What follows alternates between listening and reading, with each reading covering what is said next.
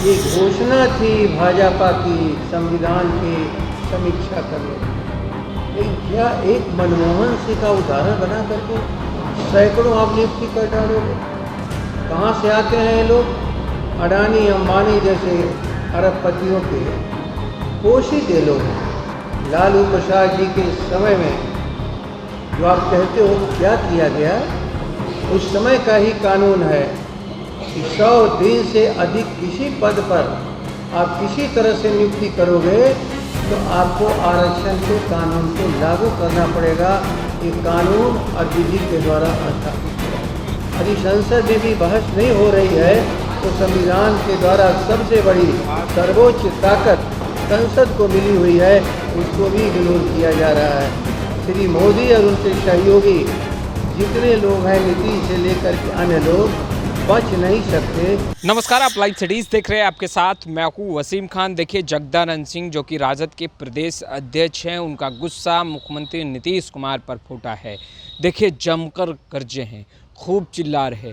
मुख्यमंत्री नीतीश कुमार से एक बड़ा सवाल पूछ रहे हैं, कह रहे हैं सब तोड़ रहे हैं। सबसे पहले आप जगदानंद सिंह को सुनिए, आखिर ऐसा क्यों कह रहे हैं और कौन सा सवाल पूछ रहे हैं। पार्टी जिसका कभी संसोपा नाम था, जिसके वो भी सदस्य थे, संसोपा ने बांधी गांठ, पिछड़ा पावे 100 में 60।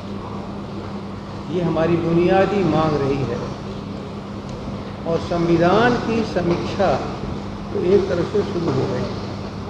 अघोषित संविधान में जो आरक्षण के प्रावधान थे, उसके एक एक रास्ते निकाले जा रहे हैं कि बिना संविधान के किसी भी क्लाज को बदले हुए कैसे वो सारी चीज़ें ख़त्म की जा सके जो भारत के कमज़ोर, गरीब, अनाथ लोगों को संविधान ने ताकत दिया था। मैं नहीं समझता हूँ कि इसमें बहुत सी बातें किसी के सामने स्पष्ट नहीं है। ये घोषणा थी भाजपा की संविधान की समीक्षा करने की। समीक्षा करने की ताकत उनको मिलती जब संसद में जाते तब। संसद में बिना गए हुए संविधान को कैसे तोड़ा मरोड़ा जा सकता है, उसके लिए रास्ता निकाला गया। यदि उदाहरण मनमोहन सिंह का दिया जा रहा हो, दुनिया के एक एक बड़े अर्थशास्त्रियों में सबसे बड़े अर्थशास्त्री का नाम था मनमोहन सिंह का। और मनमोहन सिंह ने जिस रास्ते पर डाला इस देश को, आज देश की अर्थव्यवस्था वहाँ पर सुधरी हुई है। लेकिन क्या एक मनमोहन सिंह का उदाहरण बना करके सैकड़ों आप नियुक्ति कर डालोगे? कहाँ से आते हैं ये लोग? अडानी अंबानी जैसे अरबपतियों के पोषित ये लोग हैं। अर्थात झोपड़ी वाले को हर तरह से निराश करना ही है। और देश के जो व्यापारी हैं, संविधान में उनके लिए तोड़ मरोड़ कर रखा जा सकता है।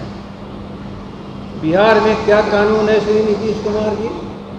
100 दिन से भी अधिक संविदा पर भी रखे हो किसी को, तो आरक्षण के कानून को नहीं तोड़ सकते हो। लालू प्रसाद जी के समय में जो आप कहते हो क्या किया गया, उस समय का ही कानून है कि 100 दिन से अधिक किसी पद पर आप किसी तरह से नियुक्ति करोगे तो आपको आरक्षण के कानून को लागू करना पड़ेगा।